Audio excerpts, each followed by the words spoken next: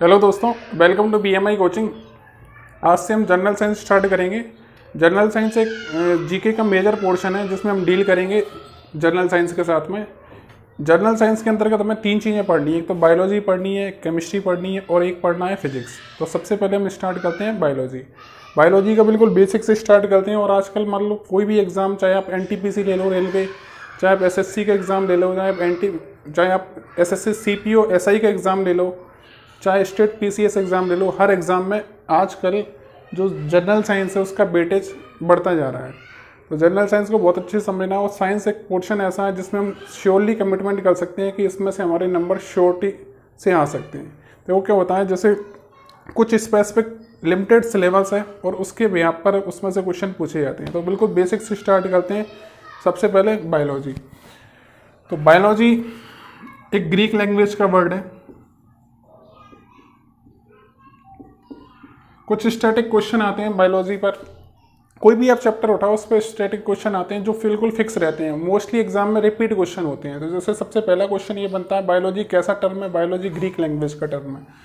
Biology Greek language का term है जो 2 शब्दों से मिलकर बना है, जिसका मतलब बायो प्लस लॉजी। ये बायो मतलब होता है लाइफ या लिविंग, और लॉजी मीन्स होता है टू स्टडी। कुछ बेसिक कीवर्ड हमें फोकस करने हैं और उनको यूज़ करना सीखना है। किसी वर्ड के पीछे अगर लॉजी लगा मतलब किसी स्टडी से रिलेटेड बात हो रही है। तो बायोलॉजी का बेसिक मीनिंग हो गया लाइफ स्टडी, मतलब लाइफ की स्टडी करेंगे वो हो जाएगा बायोलॉजी। तो उसी को हम बोलेंगे बायोलॉजी का बेसिक मीनिंग होगा स्टडी ऑफ लिविंग बीइंग्स, मतलब सजीवों का अध्ययन। विज्ञान की वो ब्रांच जिसमें हम सजीवों का अध्ययन करेंगे उसको बोलेंगे बेसिकली हम biology. Biology is the branch in which we studied about the living organism, मतलब जितने भी जीवित प्राणी उन सबका अध्ययन बेसिकली किस में करेंगे? बायोलॉजी में। तो ये तो हो गया इसका मीनिंग। तो पहला क्वेश्चन ये निकलता है, बायोलॉजी कौन सी लैंग्वेज का वर्ड है? तो बायोलॉजी ग्रीक लैंग्वेज का वर्ड है जो 2 शब्दों से मिलकर बना है। लाइफ, बायो मतलब होता है लाइफ, लॉजी मतलब होता है स्टडी। तो study of life living beings मतलब सजीवों का अध्ययन, इसको बोलेंगे बायोलॉजी। तो ये हो गया बायोलॉजी का मीनिंग। दूसरा इसके बाद हमें पढ़ना है, ये तो हो गया बायोलॉजी का मीनिंग। बायोलॉजी के अंतर्गत पढ़ना है जितने भी सजीव जीव जंतु हो उन सबका अध्ययन। अब हमें कैसे पता लगेगा कौन सी चीज़ सजीव है कौन सी निर्जीव है? तो उसके लिए कुछ बेसिक प्राइमरी क्राइटेरिया है, उनके बेस पर कुछ स्पेसिफिक क्वालिटी होनी चाहिए जिनके आधार पर हम ये बता सकते हैं कौन सजीव है कौन निर्जीव है। तो लिविंग की कुछ बेसिक क्वालिटी होनी चाहिए। पहली जो क्वालिटी है वो उसमें रेस्पिरेशन होना चाहिए, मतलब श्वसन की प्रक्रिया होनी चाहिए, तभी हम उसको बोल पाएंगे कि वो सजीव है। दूसरी क्वालिटी होनी चाहिए उसके अंदर कि उसमें पोषण हो। पोषण मतलब न्यूट्रिशन की प्रोसेस हो, मतलब वो पोषण ग्रहण करे। तीसरी क्वालिटी होनी चाहिए उसमें पाचन हो, मतलब डाइजेशन हो।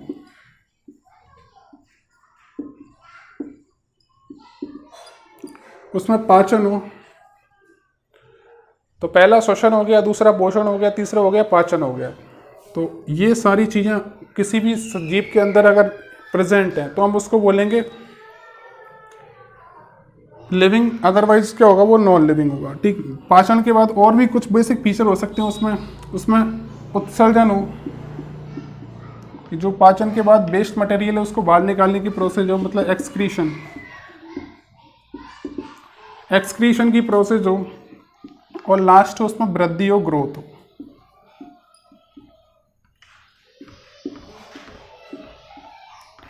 ये क्वालिटी अगर किसी जीव में है तो हम ये कह सकते हैं कि वो सजीव है, अदरवाइज वो क्या होगा? निर्जीव होगा। जरूरी नहीं ये सारी क्वालिटी हो, इन सारी क्वालिटी में से कम मिनिमम 2 से 3, अगर 2 से 3 क्वालिटी भी किसी भी जीव में प्रेजेंट है, किसी ऑर्गेनाइज्म में प्रेजेंट है, तो हम उसको बोलेंगे लिविंग, अदरवाइज वो क्या होगा? Non living. तो ये कुछ बेसिक क्वालिटी है, इनमें 2 से 3 क्वालिटी अगर होंगी तो वो जीव क्या होगा? सजीव होगा, अदरवाइज वो क्या होगा? निर्जीव होगा। ठीक। एक एग्जाम में ये क्वेश्चन पूछा गया था, 4 ऑप्शन दिए थे कि what is the primary condition of living organise, सजीवों की महत्वपूर्ण जो प्राथमिक कंडीशन है वो कौन सी है। 4 ऑप्शन दिए थे, 4 में से हमें एक कौन सी नहीं है, एक क्वेश्चन ये आया था कौन सी नहीं है, तो 4 में से हमें कोई एक ऐसा ऑप्शन छांटना था जो प्राइमरी नहीं था, तो उसमें एक ऑप्शन और था रिप्रोडक्शन।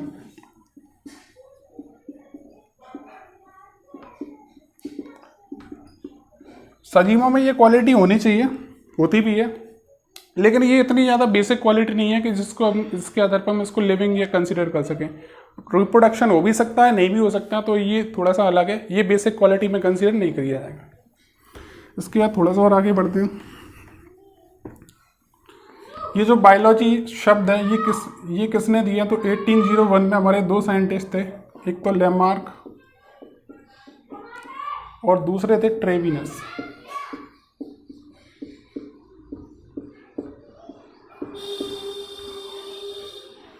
लेमार्क और ट्रेविनस ने दोनों ने मिलकर ये बायोलॉजी टर्म्स दिया। देन बायोलॉजी को अध्ययन की दृष्टि से 2 पार्ट में डिवाइड किया है। एक तो हमारा पार्ट में डिवाइड किया बॉटनी और एक पार्ट है जूलॉजी। बॉटनी मतलब वनस्पति विज्ञान,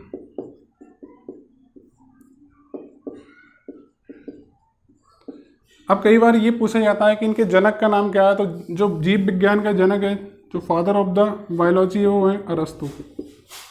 इनको जनक बोलने के पीछे रीजन ये है क्योंकि इन्होंने 500 प्लांट्स जो एनिमल को लेकर एक स्टडी करी थी, ठीक। बायोलॉजी, वनस्पति विज्ञान, ये आ गया, ठीक। इसके बाद जो अगला टर्म है हमारा, वनस्पति विज्ञान के जनक को बोलते हैं थियोफ्रेस्टस।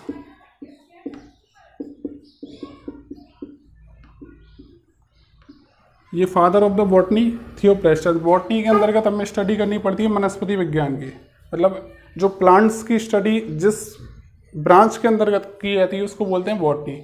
और बॉटनी के फादर ऑफ बॉटनी मतलब जनक किसको कहा जाता है, थियोफ्रेस्टस को। थियोफ्रेस्टस ने क्या किया था, 500 प्लांट्स को लेकर उन पर स्टडी की, उनके बिहेवियर पर, उनकी जो ग्रोथ पर, सारी प्रोसेस पर स्टडी करी और उसके बाद अपनी एक बुक लिखी, द हिस्टोरिका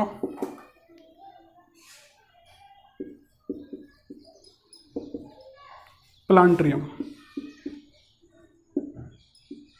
ये किताब लिखी इन्होंने, द हिस्टोरिका प्लांट्रियम। इसमें ये स्टडी करके जो भी उन्होंने बताया, इसी कारण इनको वनस्पति विज्ञान का जनक किया जाता है। स्टोरी का मतलब होता है the information and knowledge gathered by the investigation, छानबीन कर कोई जानकारी प्राप्त करना। तो इन्होंने 500 प्रजातियों की छानबीन करके उनको एक सिस्टमेटिक उनका अध्ययन करके एक किताब बनाई, इसलिए इनको बोला जाता है वनस्पति विज्ञान का जनक। दूसरा पार्ट आता है जूलॉजी। जूलॉजी मतलब जंतु विज्ञान, इसके अंतर्गत जीव जंतुओं का अध्ययन करेंगे। जूलॉजी ये वर्ड अगेन बना है, जू मतलब प्लस लॉजी। लॉजी अभी हमने पढ़ा था, लॉजी मतलब होता है स्टडी, जू मतलब होता है एनिमल। ये बेसिकली बना है जून शब्द से, जून मतलब होता है प्रोटोजो और एनिमल। तो एनिमल की स्टडी उसको बोलते हैं जंतु विज्ञान। इसके जनक बोलते हैं अरस्तु को। अरस्तु को जीव विज्ञान का जनक भी बोला जाता है, साथ में जंतु विज्ञान का जनक भी बोला जाता है। इन्होंने भी क्या काम किया, 500 एनिमल्स को लेकर उनकी स्टडी करी और उसके बेस पर एक किताब लिखी। उस बुक का नाम था, नाम से में बस यहाँ पर चेंजेस हो गया। ये प्लांट्स के लिए इसलिए उसको बोल दिया प्लांट्रियम, ये वाला एनिमल्स के लिए इसको इसलिए बोलेंगे इसको एनिमिलियम। तो द हिस्टोरिका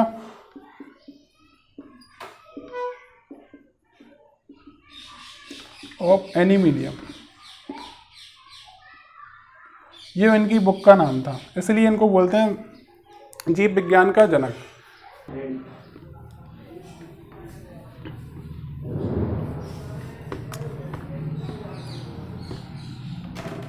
इसके बाद जो अगला हमें पढ़ना है, तो आपने देखा होगा बेसिकली जो लिविंग क्वालिटी है बायोलॉजी का, ये केवल इंट्रोडक्टरी लेक्चर था जिसमें हमने सीखा बायोलॉजी का मतलब क्या होता है, उसके बेसिक मीनिंग क्या होते हैं, उनका क्लासिफिकेशन किस टाइप से है। दूसरा, बायोलॉजी के अंतर्गत हमें पढ़ना क्या क्या है, तो हमें ये सारी कंडीशन पढ़नी है जो हमने बोर्ड पर लिखी है। रिप्रोडक्शन क्या होता है, रेस्पिरेशन क्या होता है, न्यूट्रिशन क्या होता है, एक्सक्रीशन सिस्टम क्या होता है, ये हमारे सब्जेक्ट के कंटेंट हैं, ये सारे कंटेंट हमें पढ़ने हैं। दूसरा क्या होता है, सबसे बायोलॉजी की शुरुआत हम करेंगे सेल से। सेल मतलब होता है कोशिका। कोई भी जीव है उसके शरीर की जो रचना होती है, जो बेसिक यूनिट ऑफ लाइफ होती है, उसको बोलते हैं सेल, कोशिका। बहुत सारी कोशिकाओं को आपस में मिला देंगे तो पहला जो पार्ट पढ़ना है हमें सेल पढ़ना है, बिल्कुल सेल बेसिक पार्ट से स्टार्ट करेंगे। सेल को, बहुत सारे सेल को आपस में मिला देंगे तो बनेगा टिश्यू, मतलब ऊतक। तो ऊतक क्या हो गया, ग्रुप ऑफ सेल्स बोल सकते हैं। बहुत सारी सेल्स को आपस में इकट्ठा कर दो, ऊतक बनेगा। और बहुत सारे टिश्यूज को कलेक्ट करेंगे तो बनेगा ऑर्गन, और बहुत सारे ऑर्गन को कलेक्ट करेंगे तो बनेगा बॉडी। तो हमें बायोलॉजी बेसिकली पढ़नी इस टाइप से है। हम सेल से स्टार्ट करेंगे, सेल से स्टार्ट करने के बाद टिश्यू पे जाएंगे, देन ऑर्गन पे जाएंगे, ऑर्गन के बाद पूरी बॉडी पे जाएंगे। तो जितने भी हमने कंटेंट यहाँ पे लिखे थे, रिप्रोडक्शन वगैरह, ये सारी चीज़ें हमें इसमें पढ़नी है, ठीक। तो पहले लेक्चर में हम सेल टॉपिक से स्टार्ट करेंगे। लेक्चर सीरीज लगातार चलती रहेगी, डेली आपको 1 या 2 लेक्चर मिलते रहेंगे इस पर, और उसके आधार पर इसके प्रॉपर आप एक काम करो, एक नोट पैड उठाओ और शॉर्ट नोट इसके बनाना स्टार्ट कर दो, क्योंकि जो खुद के नोट्स होते हैं उनसे आप पढ़ोगे तो आपको कॉन्फिडेंस आएगा। मैं प्रिंटेड फॉर्म में नोट्स वगैरह अवेलेबल करा दूंगा, मेरे फेसबुक पेज पे ये सारे नोट्स वगैरह अवेलेबल हैं, आप वहाँ से भी नोट्स वगैरह ले सकते हो। बट जो आपके हैंड रिटन नोट्स हैं, जो खुद बनाओगे, वो नोट्स ज़्यादा इफेक्टिव हैं। अगर मान लो आप किसी के नोट्स से रिवीजन करते हो, सपोज आपको 1 घंटा लगता है, अगर वही रिवीजन आप अपने नोट्स से करोगे तो आपको 20 से 25 मिनट लगेंगे मैक्सिमम। तो ओके, थैंक यू।